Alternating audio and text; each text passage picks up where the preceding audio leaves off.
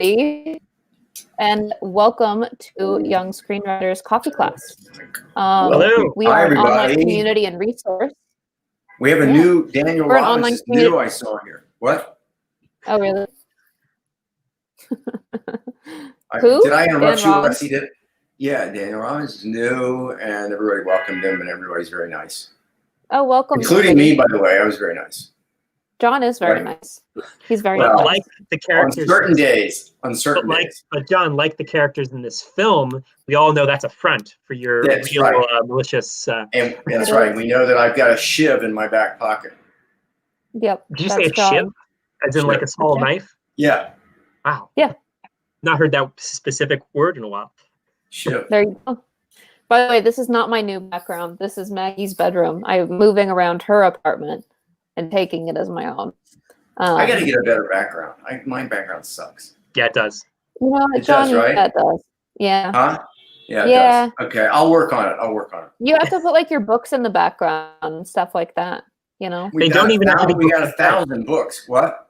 That's why people buy books in the first place, not to have read them, to show that they've read them, right? Yeah, We've got that's what you thousands do. of That's the books point of in the library. My wife's killing me. She says, throw those books out. But No, use them as your background, and then she can't throw them out because it's your background. that's a good idea. Okay. So Mhm. Knives Out. Knives Out. So Was that I you? loved this movie when it came out. I saw it in theaters, and I've loved revisiting it this time. I like it now, but for different reasons. When I watched it like opening weekend, and people liked it so much. There was a standing ovation, and like people were going crazy over it. It was weird, but looking at it more, outside of the context of the live audience, this film is a really fun play on genre, and I think it's a very political film, and I think that's where it most succeeds. What I didn't necessarily pick up the first time. What do you guys think? Well, I loved it. I love the film. I think the way that they keep the tension is fantastic. I think he likes it. Yeah, there you go. No, I think it's I don't love the genre, and here's where huh? Murder mystery? Kind of what's Whodunit. Agatha Christie kind of, because it's okay, Adam. We're going to start off, but Go for it. it's built on a lot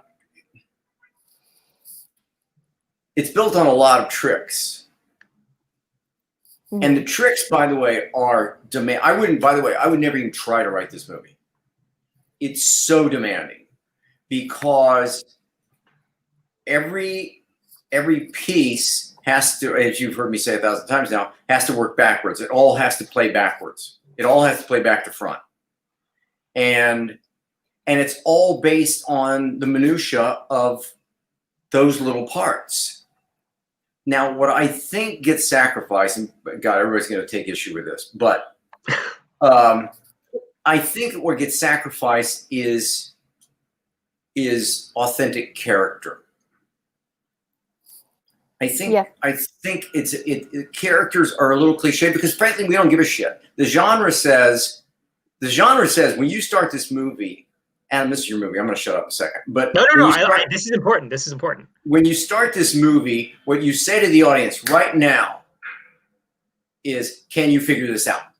It's a challenge. The movie is a challenge. The movie says, "I bet we can trick you," and then the audience is saying, "No way." And then that becomes the fight. And so that's the design of the piece, staying ahead of the audience. But the really difficult thing about this mystery thriller is that if there's one red herring, if there's one piece that doesn't fit, you've lost the audience because they're gaming you. They're saying, "I'll catch you. And if I catch you lying, I'm out of this movie." And that's what's brilliant about Knives Out. You can't catch them because it's solid. John, I have a question then. No, I completely agree about the majority of whodunit. That's the weakness of the whodunit film, that it's all a gigantic buildup for one big surprise, and it can often feel like a contest between the author and the reader. The reader opens a whodunit book knowing that the author's trying to trick them and trying to be like, okay, well, who's the real killer? The killer did it. The maid did it. And everyone is a suspect. And the whole job of the writer in this genre is to misdirect and to sort of lead you, well, I bet you think it's probably this person, but no, but it's probably this person. I misdirected you enough times where I tricked you. The real killer was so-and-so all along. Hitchcock famously hated whodunit for this exact reason. He said a big cheap surprise is cheap. That's right. And then he said and that's why he was explaining he hates whodunit films for the same reason he loves suspense films. He said suspense is about giving information early, and whodunits are about withholding information. And it's it was more meaningful for character narrative to show the audience information that the characters didn't have, and then torturing them by saying, "Oh my God, the bomb's under the table! Don't you see the bomb's under the table?" Yeah. And Adam, isn't that why the first piece of this? I mean, I love the fact that it just opens with him dead, but the first piece of this is like everybody has a reason to kill him. They play that. So anyway, I'm stepping on you because that's probably what you're going to do. The important preface to my breakdown. So here's I think this is building up to what's interesting about Knives Out intentionally. He's trying to misdirect the audience that this is a whodunit in the first place, because at the Act 1 break, he reveals who the killer is. Yeah. Right. Or at least you think you know who the killer is pretty definitively. Like, it opens with Harlan having his neck slit open, and we open to, oh my God, we see how this happened. We see what really happened. And it's this girl, and we want her to get away with it. So there actually is suspense in this film. All of Act 2 is about, can she get away with it? Yeah. Right. And she's a good person. Harlan genuinely wants her. The guy who got killed genuinely wants her to get away with it. Yeah. Which is kind of an interesting flip on this. Yeah. But what do you think about that as a subversion of the whodunit, as opposed to like Death on the Nile or something? I'm sorry, restate the question. So like, as opposed to a classic whodunit, which is a full-on, like, everything is about misdirecting who the real killer is. And with this, they tell you. Yeah. Yeah. And by the way, when that happens, it's a great device, right? And I love that because you're right. They've broken with genre a little bit. They've broken with the whodunit genre by telling you we know who killed him. Now, by the way, then they subvert that later. But I love that trick, but the key is trick. Yep. It's all tricks. Sure. And that's where I have with whodunit, I'm a little bit it's a game. It's a game. But here's the thing I want to say about this film. I completely agree that the vast majority of whodunits have this overarching, we're trying to trick the audience. And this film actively does that completely. I do think this film has real things to say about this family and about specifically what it's like to be a Hispanic young woman who's subservient to wealthy Americans in a culture. Like, he absolutely eviscerates that dynamic, which is such a real thing in WASP culture. Like, we'll take care of you on our terms. But the moment it flips around to, oh shit, you're taking our stuff from us, we're going to go after you and take you down. Like, I loved that whole political, and I thought that was so based on great work. We'll go into my breakdown in a minute. Yeah, but on that note, I mean, you make up a really interesting point. But anytime you take a genre, and if there's a genre you love and you study it and you really understand the nuts and bolts of it, and then you add a dynamic, and that's what he does here. That's what he does, and you're absolutely right. He plays with it because he's so respectful. He so reveres this genre that he says, okay, I'm going to take it one step further. I'm going to move outside of the prototype. I'm going to move outside of the box a little bit. And by the way, for all of you here, if you love rom-com, I don't know what you can do with a rom-com, but anyway, if you, they all suck. But there's probably a way to make it. But if can I take that out of context and totally embarrass you in the future. Yeah, yes. Please do. But then when you break with it a little bit, then you really got something. And Johnson, the director, he's a writer director. He certainly broke with it. He broke from the genre a little bit, and then you're really into something, right? That makes sense at all. That makes some sense. Alexie, what did you think before I go into my breakdown? Yeah, I mean, so I've seen it. This is the second time I've seen it, and the first time, like, full disclosure, I'm not a whodunit person. Like, I never got into that. But the first time I saw it, I thought it was good, but I was kind of underwhelmed. Like, I just didn't find it. Oh, hi. I was just kind of underwhelmed with it. But then this time I actually enjoyed it a lot more. And I think that it's because I wasn't expecting it to be a certain way. I wasn't like because I knew what the tricks were this time, so I could just sort of enjoy the story unfolding and like look at everything else. Like I wasn't trying to keep up as much, I guess. And maybe that's kind of what disappointed me the first time is I was trying to solve it and they give you the answer. I don't know. And then also I have some like questions about the heartbeat of the film, like the emotional core of it that I'd like to discuss after your breakdown. Well, I'm going to do my breakdown. I have some strong opinions about what that emotional heartbeat is. And I maybe as somebody who grew up in California and have seen shitty white people, rich white people, and the way they treat Hispanic people who work for them, maybe it's a little bit more clear for me what the film is really about. But let's go into my breakdown.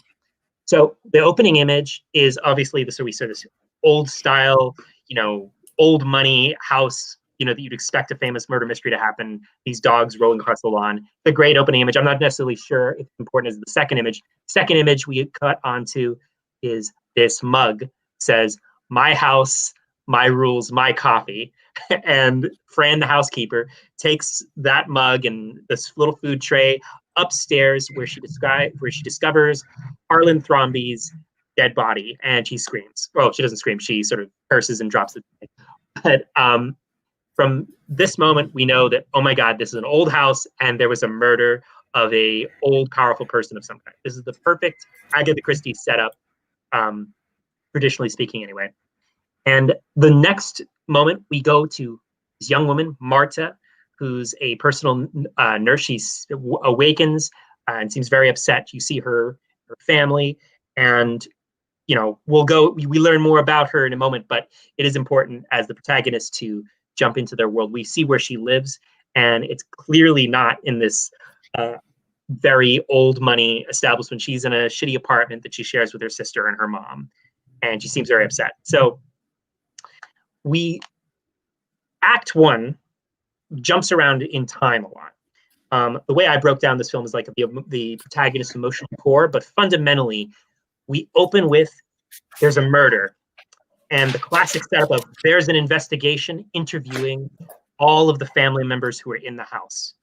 And we introduce all of the characters. We introduce Linda, who's the sort of oldest daughter who seemed to be the closest with Harlan. We introduce Richard, her kind of shitty, loose-lipped husband. We introduce Walt, the sort of younger son with a cane who's oversees his family's publishing empire. And we introduce Joni and Meg, who are younger. We see the shitty son, not Ransom, but the smaller one. I forgot his name. But we introduce all of these characters, and they're all being interviewed about what happens the night of the murder, the night before, where there was a great party, and Harlan seemed to have a moment with each of these people. And we see the investigator and eventually Daniel Craig, Benoit Blanc, the investigator, sort of slowly grill each of these characters. They're like, "Well, what did you see happen? Like, where were you? What did Harlan say to you? What did you see Harlan say?"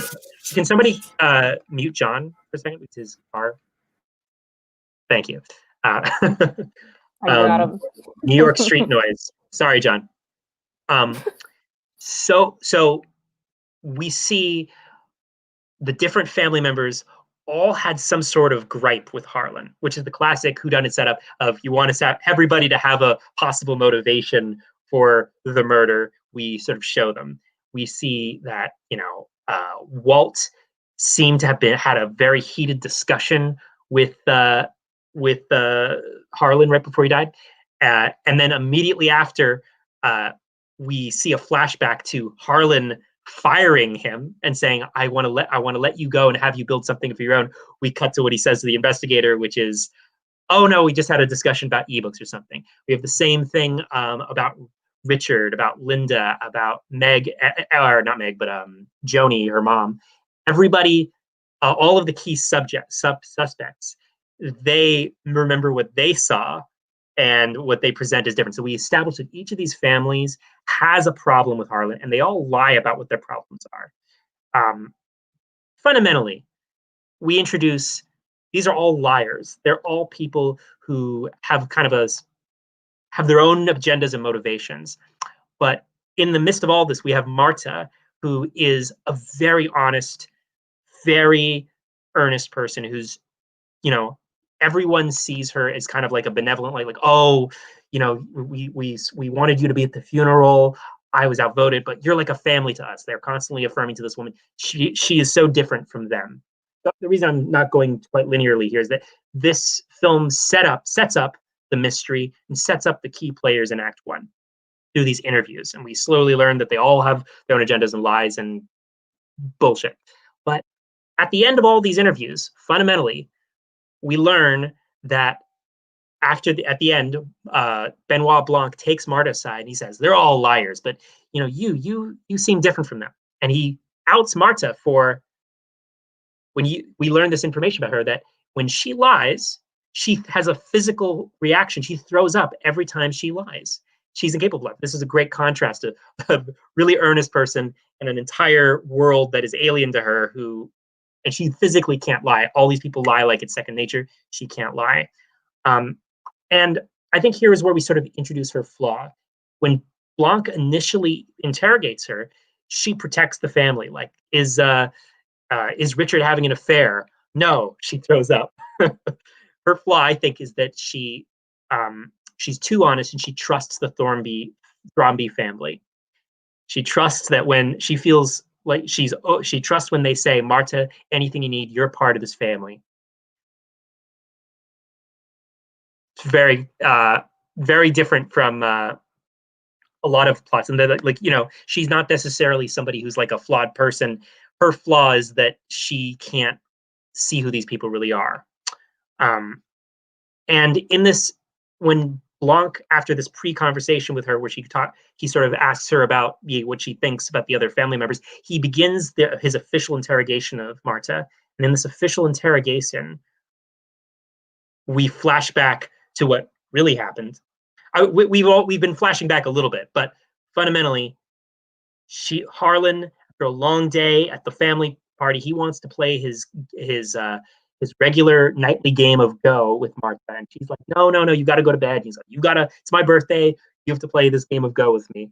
And they do so. After she beats him again, she gives him his pain medication. And the moment she does so, she looks at the labels and she says, oh my God, I gave the wrong dosage. You're going to die. You're going to die in a few minutes if there's nothing I can do about that. She starts like breaking down the guilt. Harlan takes her aside and says, don't worry about it. Don't worry about it. You have to protect yourself, your family, you've got to protect your family. They're undocumented. He doesn't say this specifically, but they are undocumented. And if you go down, they go down with you. I need to protect you. Here, follow my instructions exactly. Automatically, this is a huge subversion of most of her murder mysteries.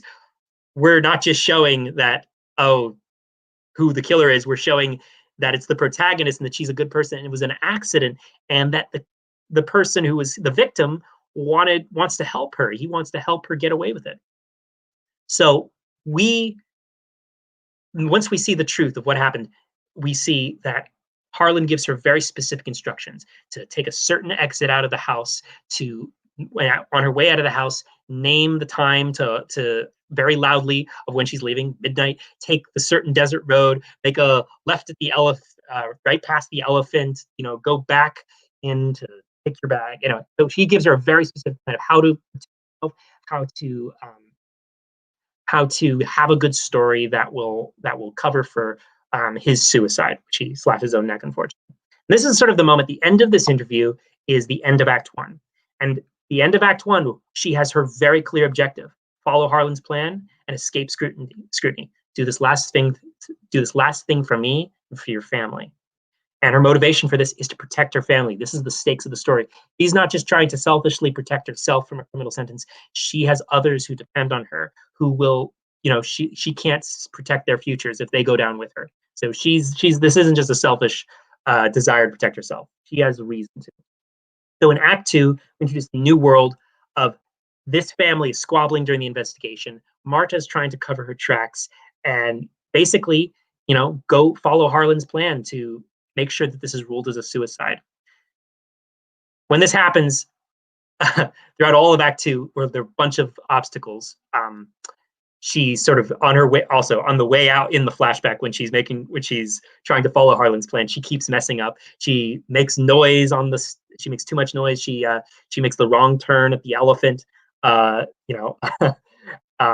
Walt and Meg offer to support Marta, although on their terms. We'd like to take care of it. You can count on us.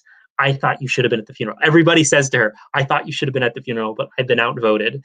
So it's again, there are all of their little white lies to sort of maintain social superiority. Everybody in this family wants to appear to be giving, but they're not really giving the way Marta is. And after sort of this, post-investigation grilling party, she sort of sees Blanc in a courtyard. He tells her that he's a machine that's going to arrive at the truth. She asks him, well, why are you still doing this? Why do you want to do this? He says he received an unmarked letter with a sum of money to go after this. And he doesn't understand who sent it or why, if this is a suicide and he suspects foul play, that he is going to arrive at the truth no matter what. So we have great stakes in the situation. We have her, obviously she wants to hide the truth to protect her family, and this investigator, who seems very bright at the least, is coming after her. So he asks for her help in the investigation. And as they go through the steps they go through the different steps of her escape, she's actively covering up, whether it's the piece of wood from the balcony, she throws it away, whether it's her, the security tapes, of the car coming out at night, she erases it. It's an old tape, so you magnetically can erase the recording. She covers up her own footsteps. The grandmother, though, she saw Marta. Not good.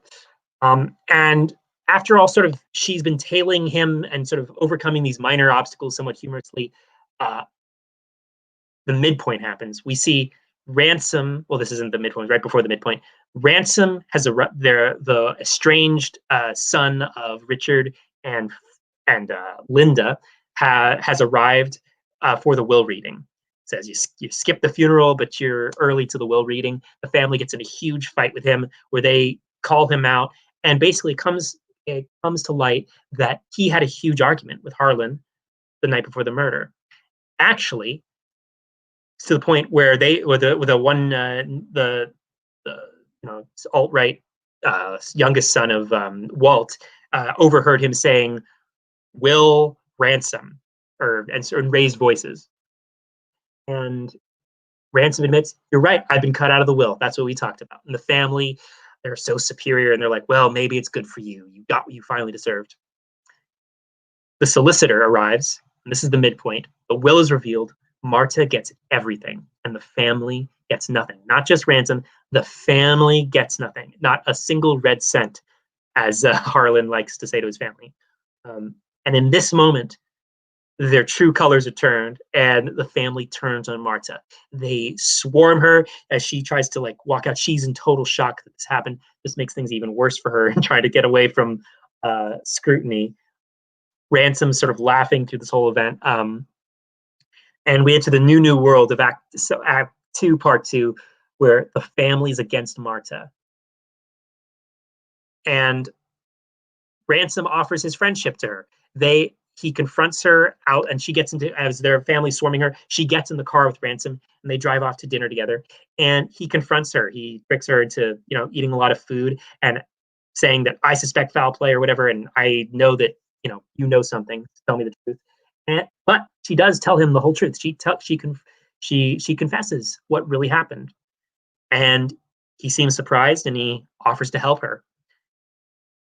Later, back at the family, Frank Oz, the solicitor, he tells the family, he tells the family about the Slayer rule, where if there's anyone who benefits from a will who is involved with the murder of the suspect, does not get anything. That in that situation, the inheritance would be, the will would be overridden. And they turn to Blanc at hope. For the whole time they were like super against his intrusions. Now they welcome it as a possible hope. They ask him, "Do you think this could be a murder?" He says, "I suspect foul play." And some of them said hope for that, but mostly Walt sort of says, you just got to get Marta to renounce the inheritance. That's the right thing. She knows we deserve the money. Definitely really shitty assumptions about power there, but Walt threatens Marta's family at her house. She sees reporters.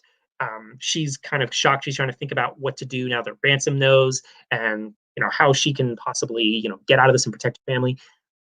Walt arrives in her hallway of her apartment, and he offers to help her. He says, "I know," he threatens her, "I can get you the best lawyers to help your family once this sort of gets out. This is going to be you're going to be scrutinized.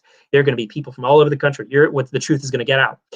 And she has this great moment where she tells him, "Well, if I have the money, I can hire the best lawyers. I don't need you to do that." So she sort of gets him to get off her back. But Marta receives a note in her mail after going inside, and the note is a photocopy of the blood toxicology report with a inscription, "I know what you did." She freaks out. She talks to Ransom, and she says, and he tells her, "You have to destroy the report test to get away with it." He says, "Have you checked your email?" She checks her email, and she got an email from the blackmailer with a time and a place to meet. And at this moment, when Ransom's telling her, you should meet them, we could possibly get rid of the evidence. She meets eyes with Blanc, and he starts to follow her. He sees her in the car with Ransom, so that's suspicious, and he chases her. And there's this great scene where it's the worst car chase of all time, where tiny car can't outrun the police vehicles, and Blanc finally catches up with her. She evades Blanc, though, by tricking him into saying, "Can I, meet somebody first? I need to do an errand." And he's sitting in the car singing along with Sondheim's "Losing My Mind," which is a great moment. Daniel Craig thinking that. I didn't think I needed to see that, but it was great. And she goes into the meeting place, and she sees the figure, drugged up Fran, the housekeeper. And she goes to her, and she says to him, "I know what you did. I know what you did." And she falls unconscious, and Marta says, "Enough is enough." This is the ultimate test, by the way. The end of Act 2. Marta decides to turn herself in and tell the truth to Blanc. She's like, "Enough of this. Somebody got hurt. This is not okay." Her honesty, or her good nature, prevails in this situation. But Harlan tells her, he listens to her, and he's like, "Yep. I guess I filled in the blanks." This great moment where they get in the car together, and they're going to go to the house to tell the family. And Blanc still has he's still grappling with some details, but he wants to support Marta. He's a lot more supportive than she expects. And it's this moment where she's accepted that she has to take the consequences for her actions. And she's about to confess everything to the family when Blanc interrupts her, and he says, he says, she's not, she is not going to be renouncing the will or anything. She's not renouncing the will. She's not going to renounce the inheritance. And you're all a pack of, what he says, you're all a pack of vultures at the feast. And he drops the name of the movie, which I love.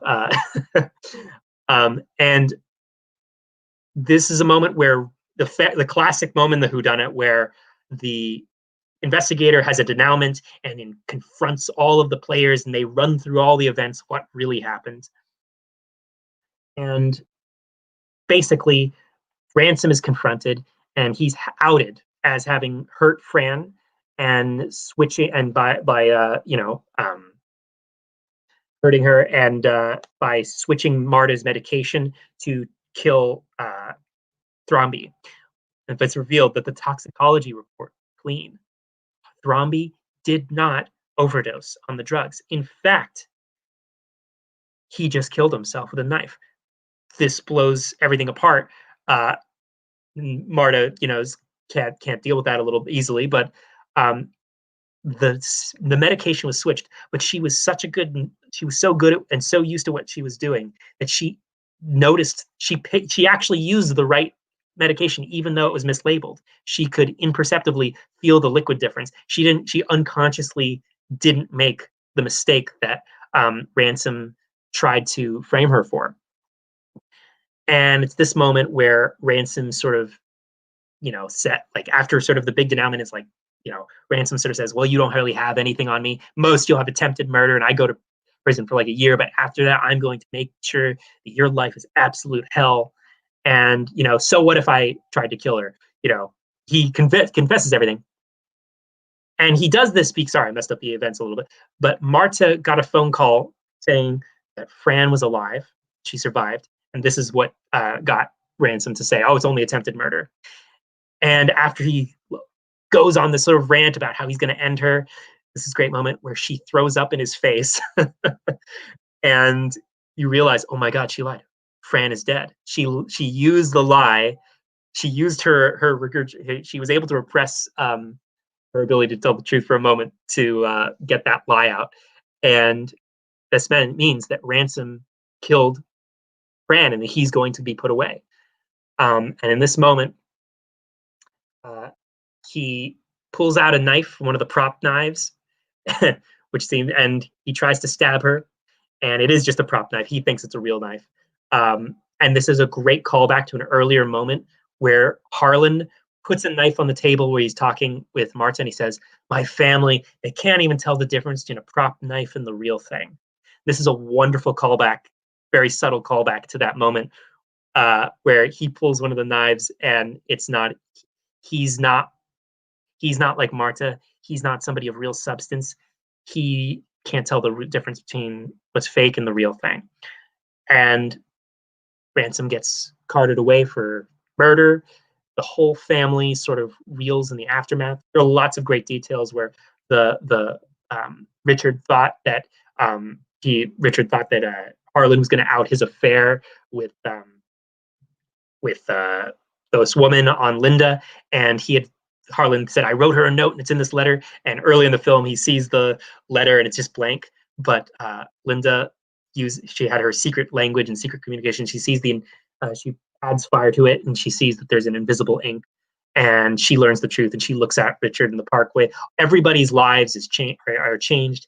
The family sort of is congregating out of the house, and Marta's above with the coffee mug that says, my house, my rules, my coffee.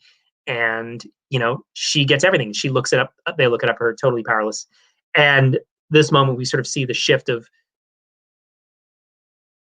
they only respected her because they felt that they could have power over her. When they lost power over her, they fundamentally couldn't accept that. This is a wonderful moment of, well, tough shit. Anyway, that's my haphazard breakdown of Knives Out.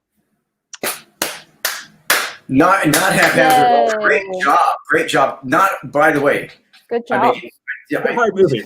I had to you because it's just a demanding. It's a very demanding movie to break, and you nailed it. But that detail with the prop knife, I didn't realize the first time I watched. Like, there's so many details. Like, there's another detail. Oh, really? The portrait of Harlan is that, you know, that big painting of him in the movie? Yeah. In the beginning of the film, he's frowning. And at the end of the film, the painting has changed and he's smiling. No. Yeah. I didn't pick There that are up. so many details in the direction and set design of this movie that are just like, and my favorite moment really is that in the early conversation, knife on the table, my family can't tell the difference between a prop knife and the real thing. I love And Ransom tried to kill the prop knife. Like, that's so good. Adam, great job. And let me, as you're doing this, you know, and it's so, I wouldn't have taken it on. It's just, I find it daunting though. But here's what you think. Is Whodunit for a young screenwriter an interesting exercise because if you can design this thing, if you can design a whodunit and you understand and appreciate the puzzle and the craftsmanship of that, you can then other things might come more easily. Do you think that might be right? I mean, I think you should only write a whodunit if you love whodunits. Yeah. I want to say that, like, because if you love whodunits, you know Agatha. Listen. There's only one whodunit writer who matters, and that's Agatha Christie. She's the genius. She's the grandmaster. Everybody else is a pretender, as far as I'm concerned. If you love whodunits, you've read all her works, and you just unless you think that way, you should not do it because it's so detailed and audiences are so smart. Like, I remember I saw a great play. I forgot what it was. It was an Agatha Christie play. It was an adaptation of one of her books. And the narrator was the killer. And it was so like gimmicky and dumb, but it worked. And it was so shocking. I was like, God, I read 18 of her books and she still tricks me. Wow. Yeah, I agree with you. If you don't love the genre, don't get into it. But I do think, just from an exercise point of view and understanding the detailed organization, is a really it's a great exercise. Somebody mentioned, this is not me. Somebody else mentioned. I'm sorry, I can't find the note. But somebody mentioned that Ransom also is a great false mentor. Yes, he is. You're right. Yeah, you're right. I'm sorry, that's not me. Somebody else thought of that. But he specifically offers her, you know, cover your tracks, do legal dirty things, like burn down let's burn the toxicology report. You know, like he wants to get her to incriminate herself and be a real. I do think there's a difference though between a mystery and a whodunit. Yeah, like a whodunit is a very campy version of a mystery. Camp is the right word for it. It is camp. It's and somebody else has said in here, you know, Rian Johnson's great. But somebody else said, you know, that they feel like not real characters. They're kind of archetype. You touch on them. You don't really believe them.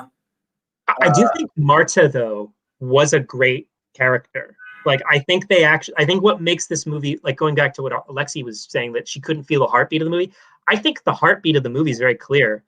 Hey, Alexie, welcome back. I was just mentioning what you were saying about the heartbeat of the movie. And I think what separates this film maybe from a lot of whodunits is that it has a great protagonist who's emotionally real. Yeah, I think that's fair.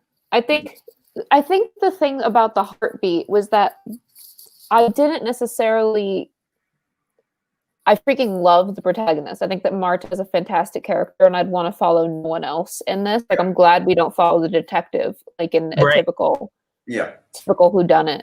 I guess it's not necessarily that I wanted her to like have a big moment of like win. Like, she did have her winning moment, and she did get to sip her coffee and look down on them all, and that was great. Yeah. I guess it was like, I felt like the core transformation was the thing that stood out to me more than her relationship with the family was her just like ability to get a lie out as like the big transformation. Well, that was part of it. Yeah. And so it felt a little like soft to me. I don't know. It felt a little soft, but I actually thought the timing of it was wrong. Maybe like, that's what it was. Big moment of vindication is before the end of Act 2. It's when Walt confronts her in the hallway, and he says, "I can get you the best lawyers." Yeah, I love that moment. And then she realizes right I don't there. need him. I got the money. See, Yeah, but I 'cause- feel like if that moment happened later, it would feel Yes. heavier. I agree. I think that that's exactly it, because it was like there's these moments where she does kind of, that scene in the hallway was so It's really great. good. He's horrible. He's a piece of Oh, trash. he's terrible. He's terrible. By the way, it's a long first act, no? It's about almost 40 minutes, 35 minutes. Yeah, I mean that's long. Yeah, it's long. It's long, yeah. But I feel like the reason it gets away with it is that it sets up so much, and we don't track the protagonist the whole way. It's like most of it is like interviews with these people. Which is, by the way, I mean that's why it's so tricky. As you're watching the film, you're thinking, you know, they're spending all of this time saying everybody had a motivation. We have to meet everybody. We have to find out what their motivation is. So we have to do flashbacks. And I'm thinking, I'm watching, I'm with you, but this is deadly. I wouldn't try it. I think the flashbacks worked because they kept, like, I missed a lot of things for the second time around. Like, I don't know how I feel like a lot of the things I missed are obvious in retrospect, so don't judge me. But like how when they were telling the birthday scene, every time they flashed back, the person next to him changed. I missed that entirely the first time around. Like, I was just paying attention to what they were saying and was like, oh, they're showing the same thing. It was, and I think that that's how they got away with flashbacks, whereas sometimes it would sink film if you do too many flashbacks. I think that because it was like, as Adam would say, you're attacking with information. Like, it's not just laying in exposition. It's like adding conflict and drama each time. I love the moment where, first of all, Linda is one of my favorite characters in the movie. Jamie Lee Curtis's character was so good. Like in the interview when she's like, who is this guy? And then when Benoit when Daniel Craig, I'm just gonna call him Daniel Craig, and Daniel Craig says like, well, was there sort of some fight with Walt, and like he had a conversation. She said, you're not going to trick me to rat on my family. I know what you're up to. And then they cut to her husband. And he's like, of course he had a fight. Walt, he came with his tail between his legs. In fact, they cut right from that to like, she's saying, I'm not going to rat out my family. I'm not an idiot, to her husband ratting out the family and being an idiot. Like, that's just great. Yeah. Have you talked about, what's his name? Ransom as a false. Have we talked about Ransom as a false mentor? It sucks though. Was that one? It's only in the second half of that too. Yeah. But he does. That is how he I like the transformation with him, where at first you're like, "Wow, you're a piece of trash," and then you're like, "Well, maybe you're like a black sheep piece of trash who just doesn't like your awful family," and then you're like, "Oh no, you're just trash." I like. But it gave you a bit of hope. Yeah, no, I will admit, Alexie, I failed so abysmally at guessing the story the first time I watched it. Like, I was just like, oh my God, Ransom, is he a good guy? Like, I was so like, I think I did too. I think I missed it completely. Yeah. I missed it too, honestly, because they did a good job at of changing it twice. They set him up as like a complete tool. Then they made him, like, they redeemed him a bit. Yeah. Then they made him a tool again. Like, it was really smart. Really smart, really well designed. And by the way, I mean, that's the conceit of the genre, is that they're ahead of you. Yeah. I have a theory about whodunits, though. One of the reasons they suck, and it's because the protagonist is usually the investigator. Yeah, almost always. The investigator has no vested interest in growth in a whodunit, because they're literally just coming to investigate a murder. Yeah, the stakes they're already figured personal, unless you really make them personal somehow. The problem with Agatha Christie's Poirot is that Poirot's like, he doesn't give a fuck. Like, he cares, but not really. Like, he's just this Belgian guy who wants to solve murders. Yeah. So here's a quick question. Is Ransom a soft antagonist too, since he's not really... He's a hard antagonist, because from the beginning of the conflict, everything is started by him. We just realize it later. Yeah, I agree. That's a good point. because he is the antagonist creating obstacles every single step of the way. We just didn't realize it was him until the end. So he was there messing things up the whole time. Yeah. Yeah. There's if some of you out there like whodunits, there's a film that came out in the 70s before any of you were born, but it's called The Last of Sheila. And what's curious about it, it was written. It's really fantastic. All takes place on a boat. It's a whodunit, and it was written by Stephen Sondheim. Oh. And by the way, as Adam pointed out, there's a Sondheim. Daniel Craig sings a piece from Sondheim, but Sondheim wrote. And Stephen Sondheim, for those of you, I'm sure everybody knows who he is, but he's a genius. He's a great, all-time great songwriter, lyricist. He's just brilliant. He's brilliant. But he's also a puzzle nut. He loves puzzles. And I remember reading about Sondheim and knowing that he was a puzzle nut, and then seeing The Last of Sheila and going, oh, so what he did was, which is what Rian Johnson, what you do is you say, this is just a big puzzle, and that's how you approach it. And it is a puzzle piece. It's a puzzle game.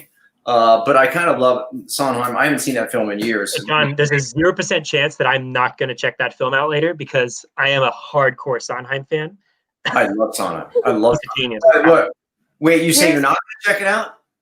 No, I want to check it out. No, I definitely am going to check it out. James Mason, Raquel Welch. I mean, it's just hysterical. And they're on a boat. I'm sorry. Yeah. So here's a good question that's basically asking about the context of this. Is a little discussion about, is Benoit Blanc the antagonist or set up as the antagonist for a while? So if Marta's objective is to cover up what she did, Benoit Blanc is constantly challenging her until the end, of course, when he knows that Ransom did it. Yeah, that's an interesting take. I think you can completely define him as an antagonist for Act 2. I actually think that actually works. I would say the overall antagonist is Ransom, like philosophically, but technically, I guess you could say that Blanc, although he is the mentor, he was an antagonist in Act 2 because that's how I define the antagonist, the person who creates obstacles and opposition in Act 2. That is an interesting mentor-antagonist mashup. Yeah, that's very interesting. You also say, but on that note, not to confuse things anymore than necessary, but could you also that Blanc is he's an enemy and then a friend. Yeah, he's always a friend. So he creates. Blanc is brilliantly used, and I'm not sure if he's the antagonist or not. I agree with Adam. It feels like he's the antagonist, but remember, he's creating obstacles. He's written so well. He's doing a great job, and then he becomes a friend. So that's a great piece of work, craftsmanship. Yeah. Let's see. Yeah, just to bring up Michelle's comment, everyone's getting older. People born in 2020. Yes, that is terrifying. That's my sister. My sister was born in 2000, and she's turning 20. I'm like, this is not allowed. Is that horrible? John, by the way, for me, it's horrible because I got 1 foot in the grave. But I had a funny thing happen, and I think one of my students from my class earlier today is in here. I hope she is. She's great. But I had a funny thing happen today. I had them. We're looking at short stories. We're breaking short stories and talking about short stories, and it's a fun class. It's so much fun because I get away from screenwriting and I just talk stories. And so I had them read a piece, and it was by James Baldwin, and it's a very profound. Going to Meet the Man is the name of the short story, and it's written by James Baldwin, and the protagonist is a white guy, and it's racism, and it's in the South, and there's a lynching and all this. And I found out, speaking of how young people are, how two of the people in this class, or two or more of the people in this class, didn't know James Baldwin was black. So when I said, why is anybody picking up on the fact that this black writer wrote a white protagonist from a white protagonist point of view, which seems inconsistent. It's brilliant. The short story is brilliant. And they were like, wait a minute, the writer is black? I said, James Baldwin. Everybody knows James Baldwin is black. but People don't know that, man. people don't know. And again, it's not their problem. They're young, it's, yes. So people are getting young. I find that people are getting younger all the time. It's because you're a professor and you're constantly meeting young people. By the way, and the only reason I don't quit my job, is because I would be ancient in about 5 minutes. They keep me young, and now because there was a word used today, and I can't think of the damn word. I should have written it down, but I didn't. I had never heard it before. It was like, oh, you got new slang. I got new slang. And I never use it appropriately, which is kind of wonderful in a obnoxious way. That sounds fun. Jacqueline, if you're here, can you chime in with what maybe she's here and then everybody can laugh at me as they do. Anyway, James Ball. I went off on a tangent. Yeah. Oh no, good tangent. Yeah. Let's go into. Oh, there was another question up top though that I wanted to bring up. It was a long time ago that I wanted to mention it, I think it was. Yeah, here we go. Visage says, how can one write so precisely? In this film, everything, the props, the names, hue, knives, portrait is planned to perfection. How do you do that? Beat sheet. That's it. There's no, Yep. Adam, go ahead. I'm sorry. Yeah, I'm going to try and find something. So actually, you can't write fade in. Start writing. Because you'll never find the pieces. That's why this is such a great exercise to break down. You can never find the pieces of this unless you know, because you're always playing them backwards, right? Yeah. Here, there's a article. My eldest daughter applied to NYU today. Wow. There's a no film school article with that actually has Rian Johnson's actual outline for Knives Out. Oh. And really? He's a 3-act guy, and he does an entire notebook. He handwrites his outlines. He does diagrams with the act breaks and information. Like he went to USC. He's a structure film school kid. That's okay. It's okay. So it's okay. Yeah. No. Here, let me imagine how good he'd be if he went to NYU. You can share this link into the chat. Private message to you. What? Yeah. Okay. I'll cool. Yeah, drop it in. That's a great point. You can't write any movie by just writing fade in and starting to write scenes. You can't do it. But this film is indicative of how detail oriented every piece is. Yeah. Alexie, I was just gonna say that honestly, I'm gonna share this screen real quick. Even people who claim that they don't like outline and don't do stuff like that, usually that's just because they know stories so well that they've done it all in their head. Like it's not that doesn't do that, but yeah. Like Avi just did his last screenplay.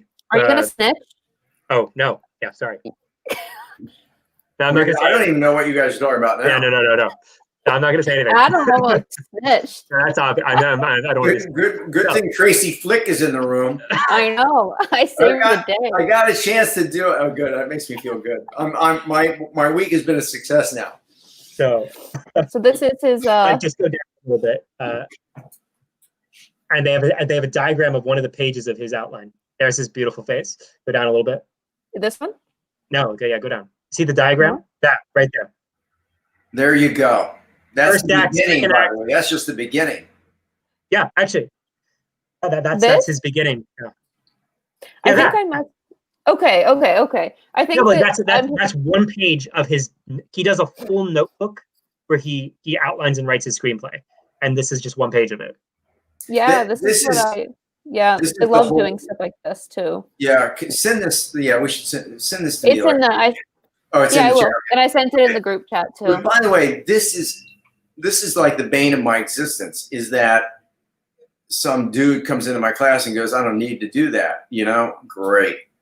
Or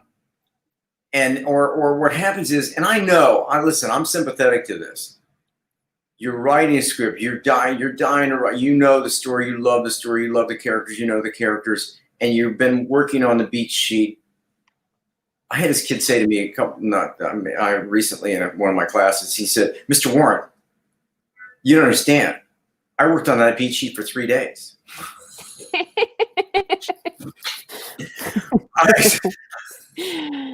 Oh. Because if he'd said, Mr. Warren, you don't understand, I worked on that beat sheet for 7 weeks, then I'd go, oh, okay, now you're in business. 3 days, you don't have a chance. No. So 3 days is when you like have the 3 days initial is when you maybe, you're just You have a general notion, but you don't actually have the mechanical details right. to make something work. No. That's right.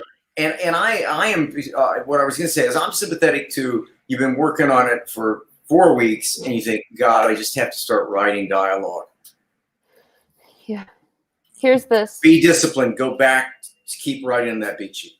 Here's a quick question I think is great. Monica says, so how would you pitch something like this? So like a whodunit. Do you reveal all the hints during the pitch or at the end when you come to the climax of the story? Yeah, a whodunit is a nightmare to pitch because it's so detail oriented that in the room, your studio executive that you're pitching to has a very short attention span, and you would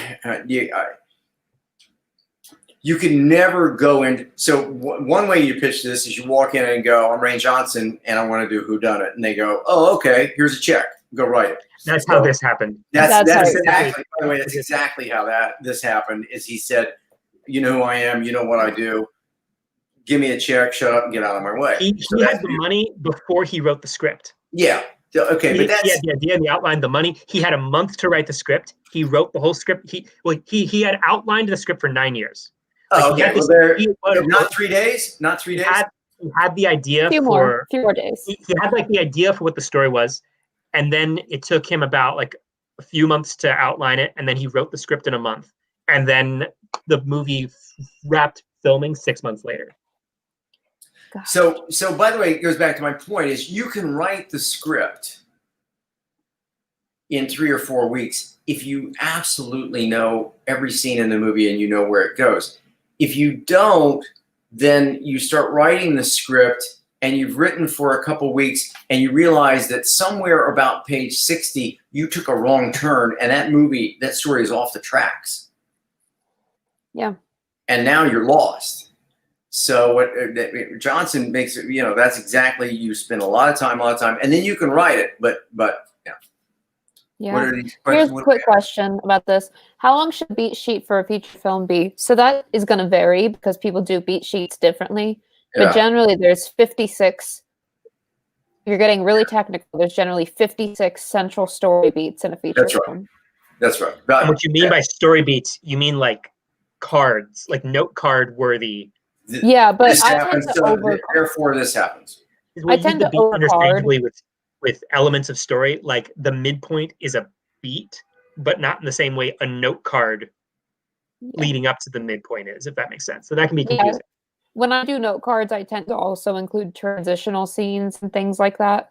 So I have more note cards than that, but technically there's 56 moments that move the story forward is a one way to that's about right. And by the way, one of the things that you do with that beat sheet is you've got your beats and you go through and you number them, and if you find that you're at 80 beats, you're way too long, you got a 3-hour movie.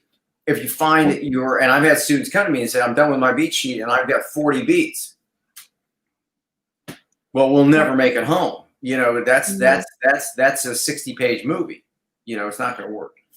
Yeah. So to circle back to the question of how do you pitch it, I think if you are if you're a new writer, the answer is kind of that you're going to write the spec. Like you write. Yeah, you write the script. You don't sell it on a pitch.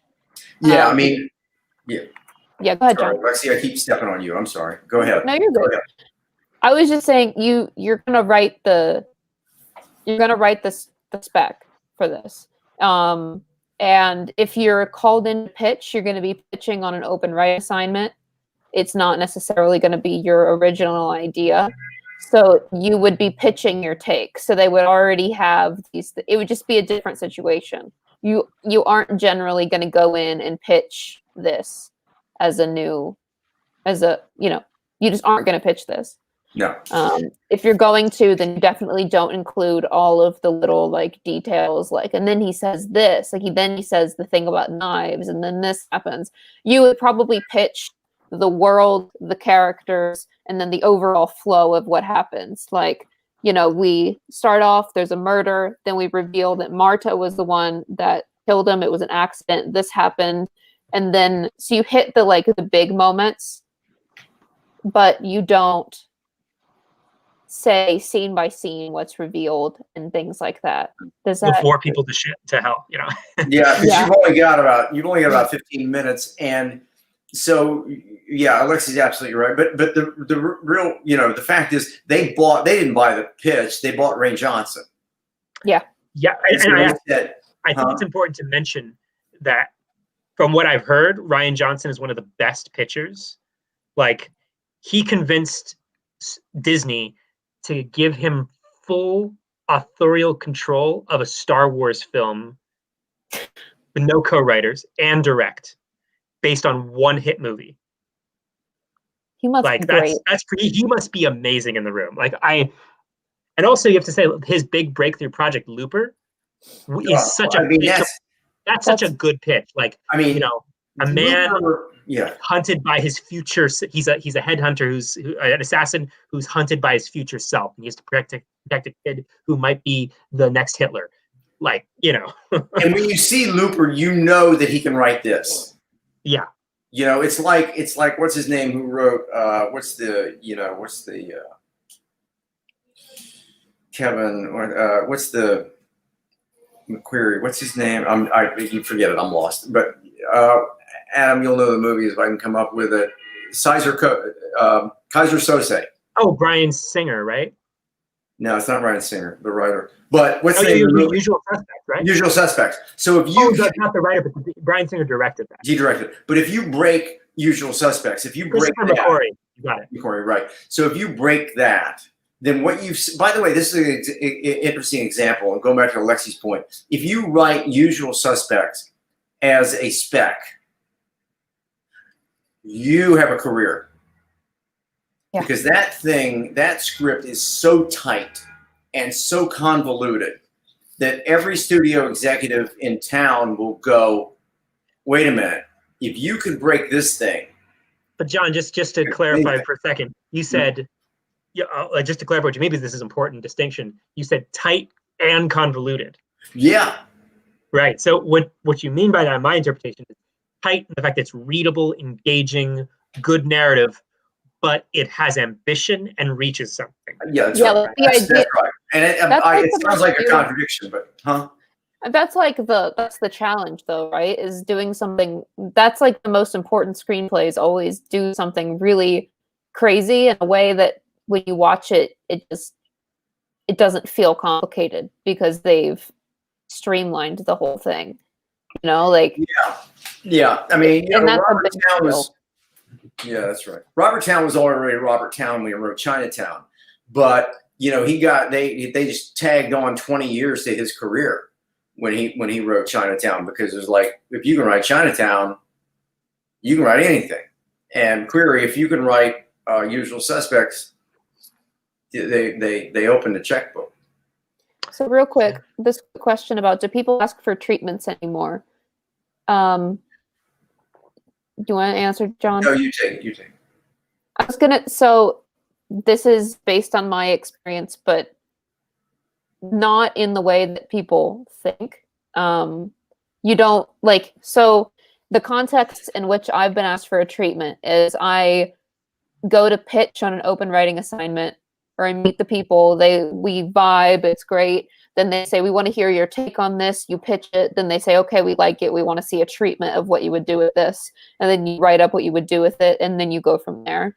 That's the way that I've seen it done. And that's like outside of situations where people just want it, like for a contest or for an application.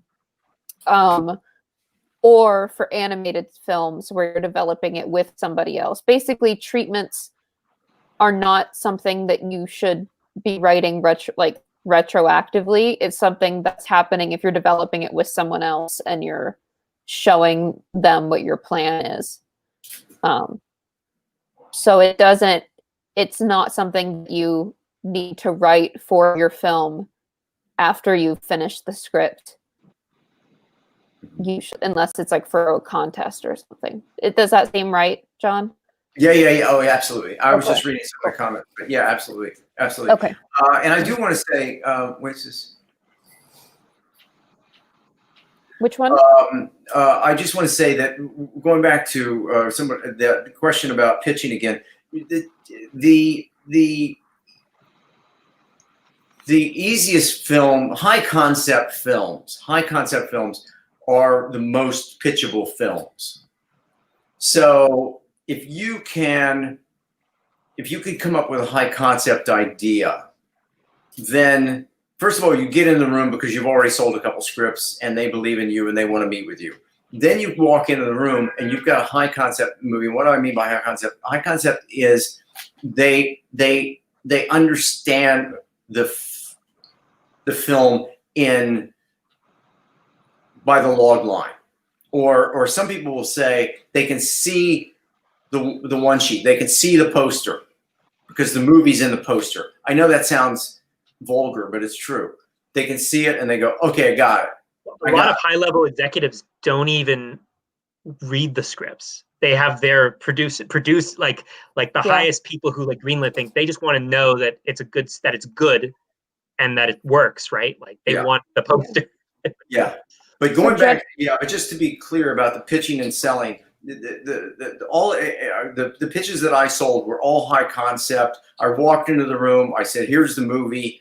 It was less than 15 minutes. I knew that I had something that conceptually they could put their arms around and understand exactly why that's a movie and why there's a market for it.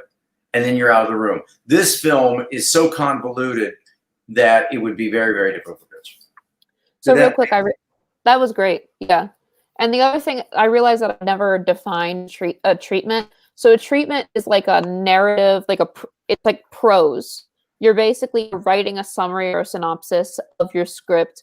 It should be in the same tone as what you want your final product to be. So it's like, it's a summary that reads like that gives the reader a similar condensed experience to watching the film, which is really, really difficult to do. Sort of like a pitch in that way, but it's like prose.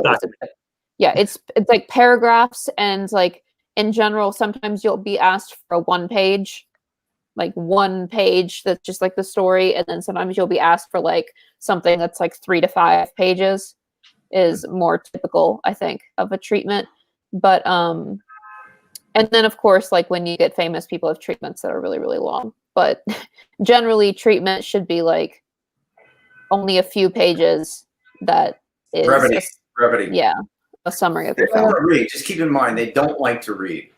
No. That's when you start a treatment or log line, the first thing you should be thinking is they don't want to read. And then it's bad enough that they have to read your fucking screenplay in Yeah. the future, right? Yeah. So should you include reference images in a treatment? That really is going to depend on the situation.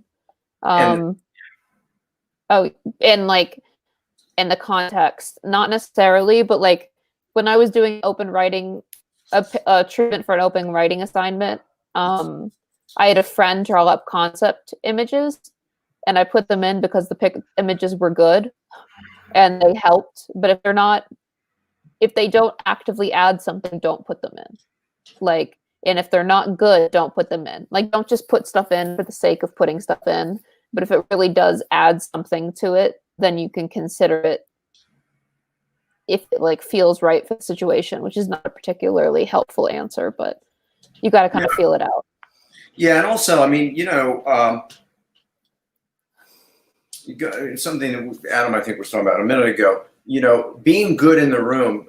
There are people there are great writers who are not good in the room, and vice versa. But I can guarantee you won't be good in the room if you don't know the story. Because, man, you shouldn't be in the room if you don't know the story. Yeah, but people do, and by the way, I'm guilty. I've gone in the room a couple times, and I actually, Dan Halstead, one of my great friends and producer, he watched me blow a pitch. And he actually said he turned to the studio executive, and when I had finished fucking up this pitch, and he said, John is actually great in a room.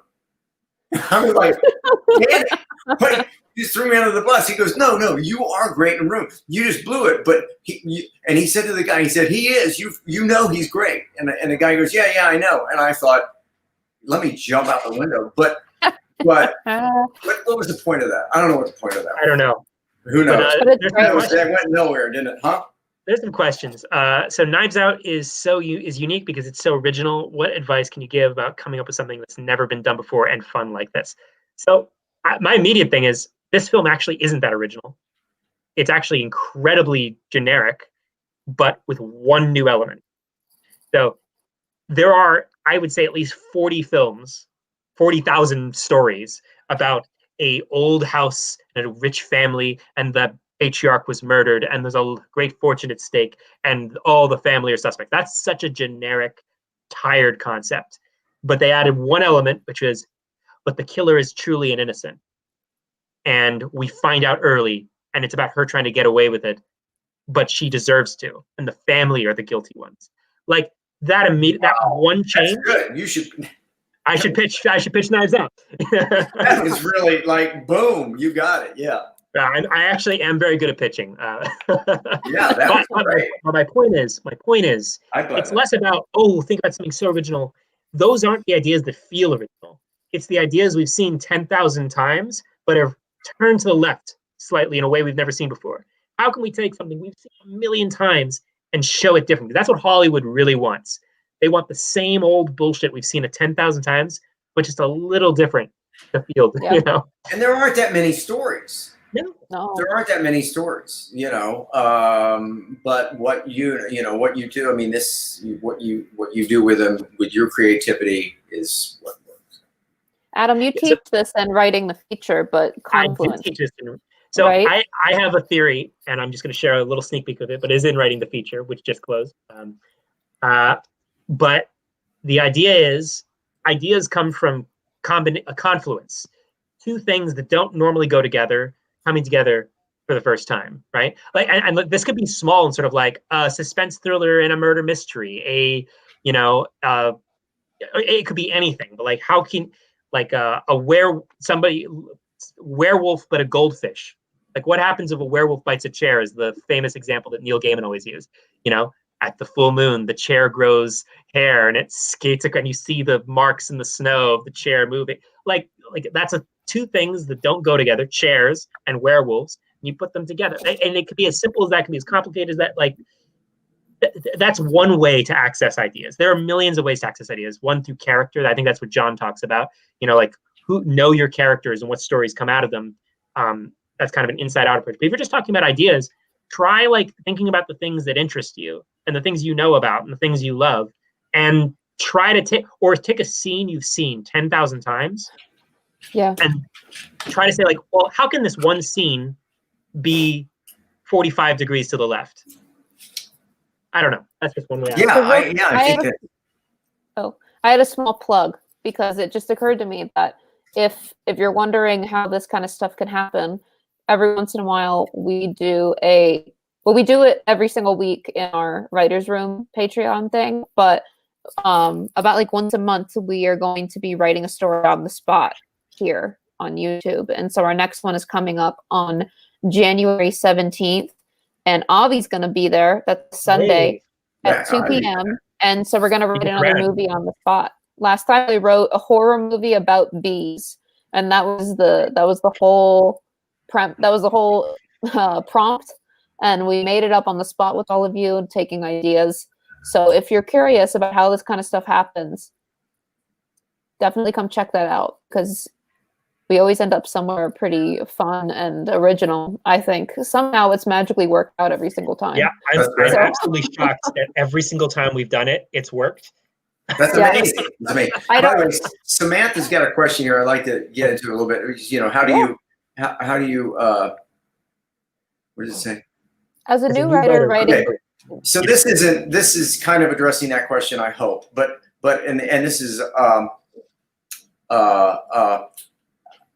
sometimes it's good, watching films, watching the genre, and I just watched a film called Alexie, help me out. No, you won't know. Does anybody know? It's Hugh Grant and Nicole Kidman. It's a new series. And what's it called?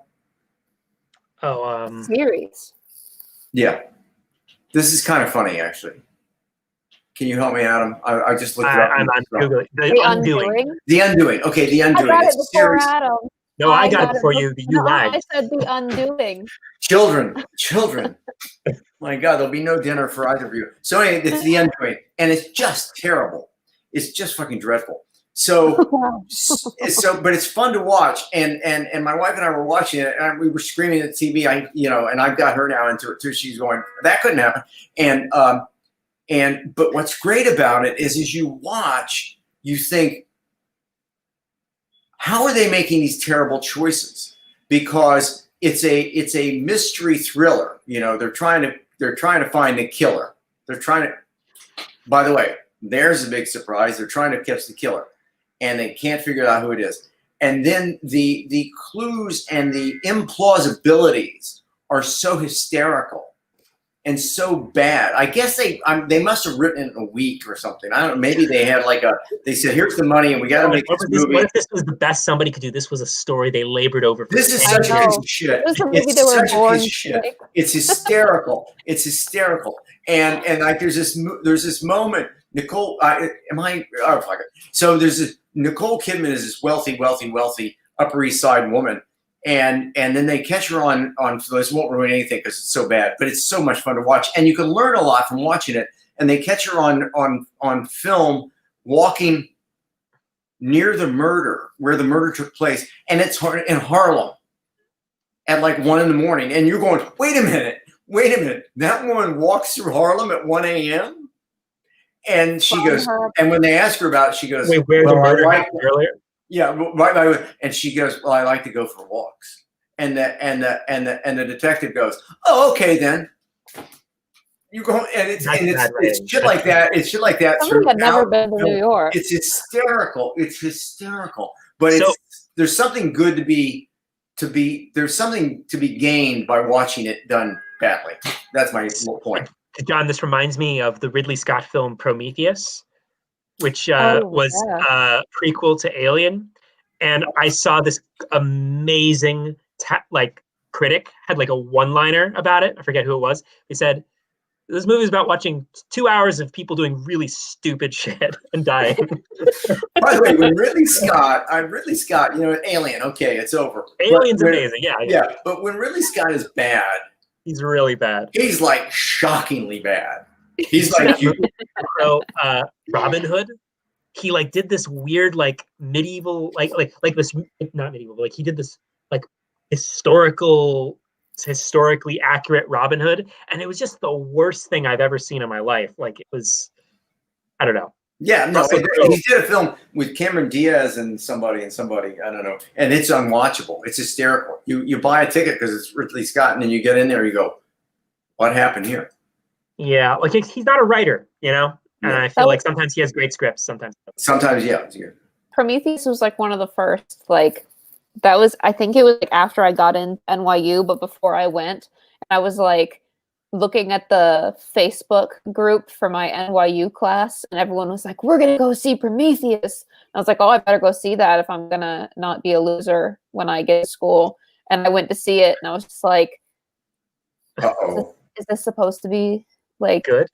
Really good? Yeah, right. And I didn't know what to think. I was like, well, maybe this is good film, and I just don't get it.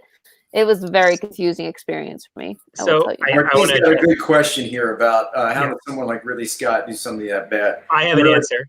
That's very depressing. Take it. I have a very depressing answer. So it is really, really hard to make a bad movie. It is really just hard to make a movie, period. And sometimes you can have the dream team. You could have a great script. You could have great people, but you cast it wrong. Or that you didn't edit out some scenes that should have been edited out. You like there's one element that's out of place. Like there are so many amazing screenplays that turn into shitty movies. It's kind of depressing and shocking. Like so many things have to go right for a film to be great. And at the end of the day, Ridley Scott, although he's got high highs and low lows, it's amazing when a director like makes a good movie, period. I don't know. Yeah. Yeah, Scott is brilliant. I mean, I'm not knocking really Scott, but he's only as good as his material. And that's a great answer. The other variable is, and you kind of answered it in your question about yes men around him. What's that? Which Tarantino film is it? At the end of the film, in the third act, he plays an Australian guy or something. Remember that film? Oh no, I do. I remember. Remember that? He puts himself in the. Anyway, the point is, yes, nobody would say, "Don't Quentin, do this." Bad Do not idea, Quentin. do this. So the same reason they say to Johnson, "We'll give you a green light because you know your stuff." Sometimes they give him a green light, and is anybody going to give him notes? And everybody looks around and goes, "It's Tarantino. We're not going to give him notes." And then look at Wolf of Wall Street. Yeah. Yeah, I mean, I did like it's an hour too long. I didn't. Maybe 30 minutes too long. Maybe 30 minutes. Maybe 45. Maybe 40. So, I'm also in a different camp than you, John. Like, I think movies should be longer and more boring. That's my opinion. You know. Wow. You guys disagree with me. I don't know. Why is it you're not running a studio? I don't understand that. How did they miss you? How did they miss you? You go into a producer's meeting, Thursday morning production meeting. You go, what have we got that's really long and kind of boring? And they go, oh shit, we got a couple of those. Let's greenlight them. Oh man. Yeah, Django Unchained, I hate that movie. I could not stand the movie. Yes, Django. Yeah, it's that. Remember there at the end, and you're going, "What are they doing now? I'm going to leave this. I'm ready to go. I want to go home. Please let me go home." He's somebody who needs. When his editor died, she was I forget her name, but she was like his long-standing editor for all his movies. She died after *Inglourious Basterds*, and I don't think his films have recovered. Like he kind of needed her. I think she had such a huge, like his films feel different after she passed. It's kind of interesting. Yeah. Sally Menk. Yeah. She's amazing. Yeah. I don't know. Sad. Yeah. It's funny. Man, we're almost out of time. Okay. What's going on? So by the way, Alexie and I were talking before, and I'm going to, my next few movies I'm going to do are going to be a little bit of departures from, straight, narrative driven. I want to move around a little bit and talk about how to kind of break the rules and how that it can work when you break the rules. Adam, why are you laughing?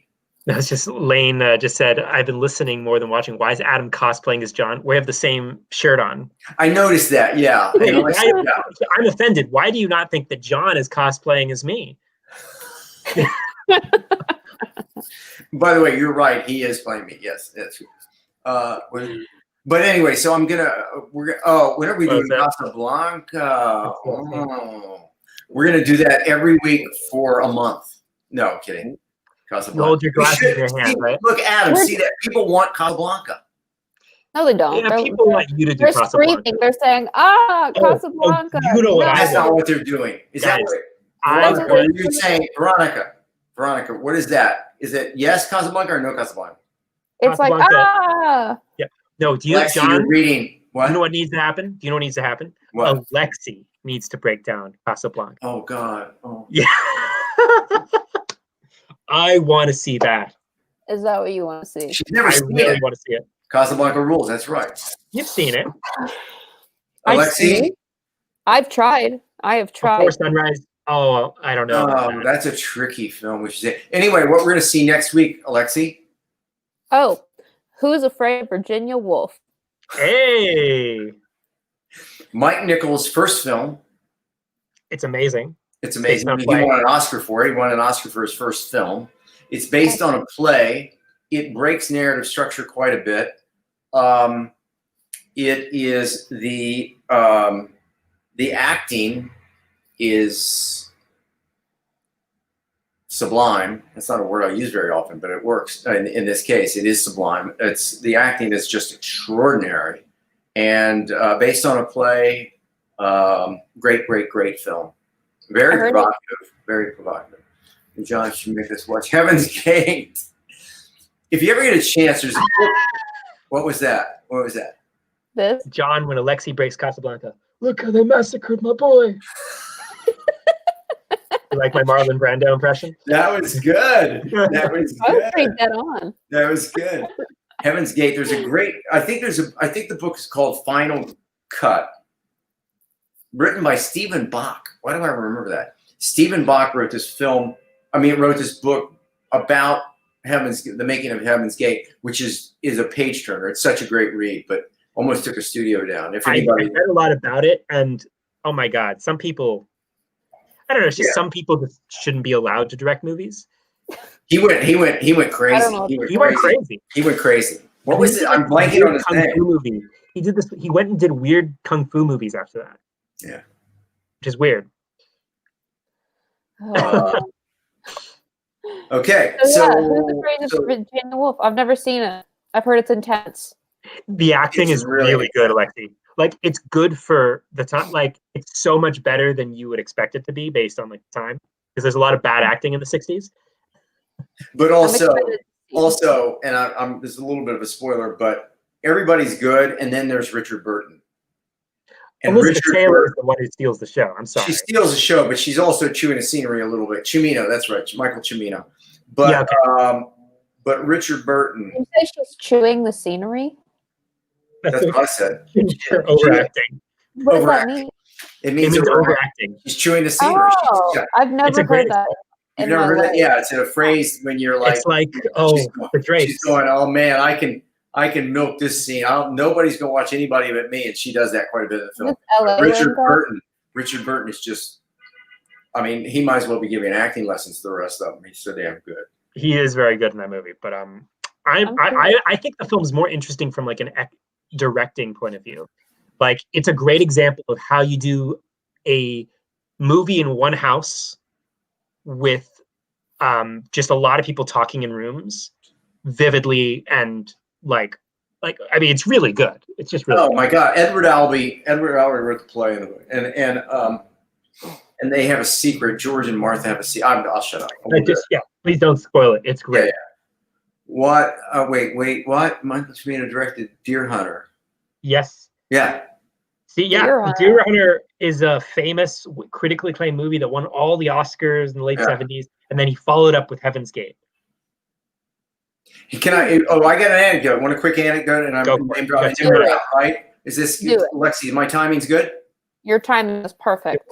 Okay, and also it's name dropping, so prepare. I'm going to be a little pretentious. Maybe not. Maybe nobody gives a shit. So anyway, Deer Hunter comes out. Nobody gives a shit. Thanks.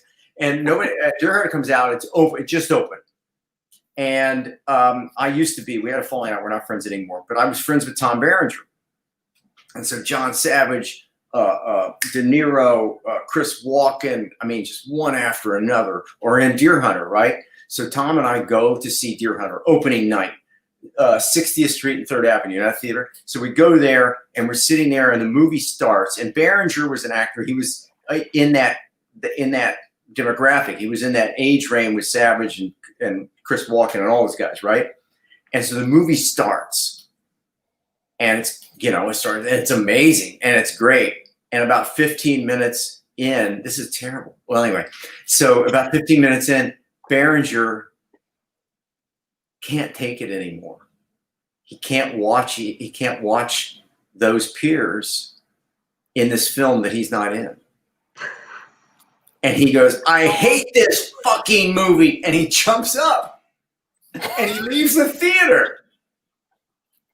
He walks out of the movie 15 minutes into Deer Hunter. I hate this fucking movie. And he leaves the theater. And I'm sitting there going, what was that? And I thought, oh my God, he just couldn't handle the fact. And it's kind of heartbreaking, but it's just true. But you're watching all those dudes in Deer Hunter and you're going, did somebody forgot to cast me? What happened? Right? It's so funny that he got cast in Platoon. Like, it's literally like just another fucking war movie, Someday I'll tell the anecdote, the falling out when we made Major League. He and I, we never spoke again, but that's another. Wow. Yeah, it's not such a bad thing. Oh my God, that's amazing. That reminds me of, people love this stuff. No one gives a shit, John. Yeah, you're right. that's fantastic. That's like, wow. It just reminds me of, I was in chess club briefly, and I beat this kid because an adult whispered moves in my ears, which was a whole other story. But he got so mad when he realized he was going to lose, and he was like, ah, and he flipped the chessboard.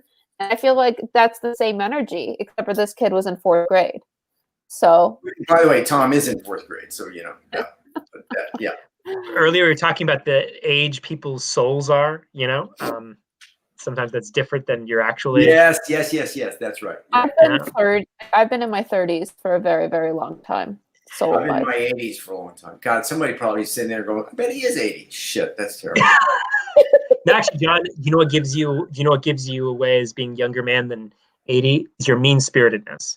You know, you got this malicious twinkle in your eye. That's a young man's game. You know, you've got ambition. What kind of compliment is that? You're virile, you're agile, but you're mean-spiritedness. No, it's good. Well, thank you. If you were here, I'd kiss you on the mouth. I mean, I don't know what to say. All right. On that note. What? Yeah, on that note, mean-spirit. That's very funny. I got Adam, how old's your spirit? You know, Adam's an old man. I was very old, but also immature. I was always very my interests have always been an old man's interest, but I feel like emotionally I've always been the age that I am. Sure. When I was emotionally a 16-year-old when I was 16, was emotionally 22 when I was 22, but I always had the interest of a guy in his 40s. Interesting. I think I don't know. I think you're kind of an older soul than you are. Maybe I'm selling myself, but maybe that's an older soul thing to do, is to undersell your soul age, right? John is the casual 104-year-old I remember. But somebody let me know, because I don't perceive myself as ever being mean. I just think I'm like the nicest person. You're not mean. So please point it out when what? I was taking a piss out of you. No, I'm kidding. You know, Adam, come on, I'm kidding. Kick out. All right. John Scrooge moment now. John goes and reflects on how he treats people after the live stream. Do you know the difference between Scrooge and John? No self-reflection here. Do you guys know the difference between Scrooge and John? Scrooge can pull off hats. Hey, John rocked that Santa hat. That's not a real hat. That's not a real hat. Oh, I guess that is like a sock. John, if you wore a top hat, I couldn't respect you in a top hat. I want a man who can wear a top hat, you know? Yeah, I'm probably not gonna. You probably won't see me in a top hat. Actually, I'm gonna send you a top hat. Huh? I'm gonna send you a top hat.